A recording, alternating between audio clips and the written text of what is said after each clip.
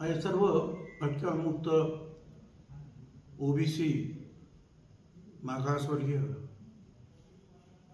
बांधवांना, भगिनी, मातांना मी विनंतीपूर्वक कळवतोय की महात्मा फुले समता परिषद आणि सकल ओबीसी समाज यांच्या वतीनं बीडमध्ये रविवारी 28 तारखेला भव्य महासभेचं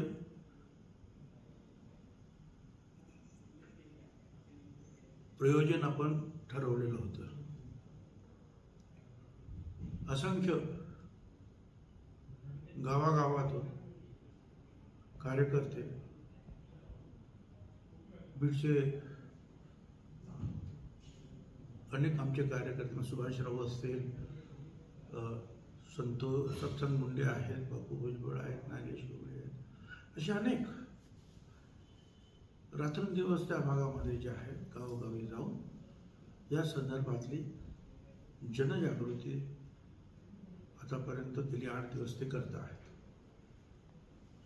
आणि या महासभेमध्ये आपण सगळ्यांना सांगणार होतो की हा जो GR 2 सप्टेंबरला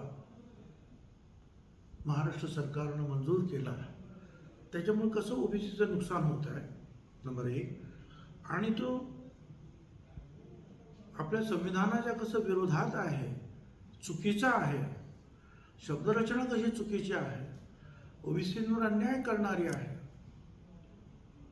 या सगळ्या गोष्टी ज्या आहेत आपण त्यांना समजावून सांगणार होतो. पण आपल्याला सगळ्यांना कल्पना आहे की गेली 10-15 दिवस महाराष्ट्रामध्ये पावसाचं थैमान सुरू आहे. अनेक ठिकाणी महापूर आलेले आहेत, शेतं वाहून गेली आहेत, घरं वाहून गेलेली आहेत. अनेक लोक जे आहेत मृत्युमुखी पडलेले आहेत. आपल्याला लष्करांची मदत घ्यावी लागली, हेलिकॉप्टरची मदत घ्यावी लागली. आणि आता आज तास लक्षात आलं आहे की बीड शहरामध्ये सुद्धा प्रचंड पाऊस पडतो आहे. आणि आपण जरी फार मोठा मंडप वॉटरप्रूफ आपण उभा केलेला आहे तिथे, परंतु त्या मंडपामध्येच गुडघाभर पाणी आहे असं तिथले आमचे जे कार्यकर्ते आहेत, सुभाष राऊत आणि त्यांचे सर्व सहकारी यांनी मला कळवलं आहे. त्यामुळे मी असं ठरवलं आहे की सत्यस्थितीमध्ये हा महामेळावा आपण पुढे ढकलूया. थोडासा पावसाचा जोर कमी झाल्यानंतर पुन्हा एकदा नव्या जोमानं आपण हा महामेळावा पार पाडूया. तोपर्यंत सर्व कार्यकर्त्यांना, महात्मा फुले समता परिषदेच्या, त्याचबरोबर सकल ओबीसी या संघटना आहेत त्यांना माझी विनंती आहे की या पावसात जे आमचे शेतकरी बांधव भगिनी अडचणीत आलेले आहेत त्यांची मदत करण्यासाठी आपण प्रयत्नाची पराकाष्ठा करा. शेवटी शेतकरी जगला तर आपला हे जग जगणार आहे. खरं म्हणजे राज्य काय अख्खं जग जगणार आहे जर शेतकरी जगणार तर.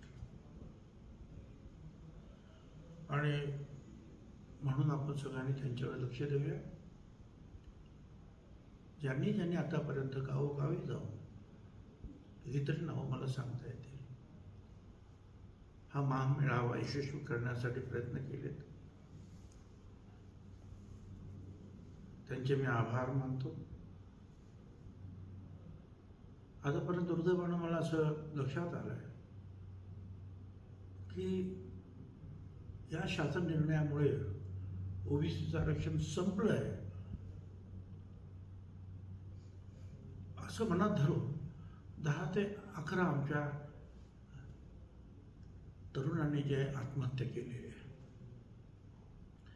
माझी त्यांना सुद्धा हात जोडून विनंती आहे की आम्ही हायकोर्टामध्ये चांगले वकील उभे केलेले आहेत, 5 रीट अर्ज केलेले आहेत. निश्चितपणे आम्हाला त्याच्यात यश मिळेल. रस्त्यावर सुद्धा लढायची माझी तयारी असताना पावसामुळे आपल्याला थांबावं लागतं आहे. पण यापुढे कोणीही अशा प्रकारच्या आत्महत्येचा प्रयत्न करू नका. आपण लढूया, खांद्याला खांदा लावून लढूया आणि ओबीसी आणि भटक्या विमुक्त या सर्व गरीब समाजाचा सांभाळ करण्याचा, त्यांना मिळालेले जे अधिकार आहे त्याचं संरक्षण करण्याचं काम आपण हातात हात घालून करूया अशी मी आपल्या सगळ्यांना विनंती करतो. आणि लवकरच पुढची तारीख या महासभेची, महामेळाव्याची मी जाहीर करेन. धन्यवाद. जय ज्योती, जय क्रांती.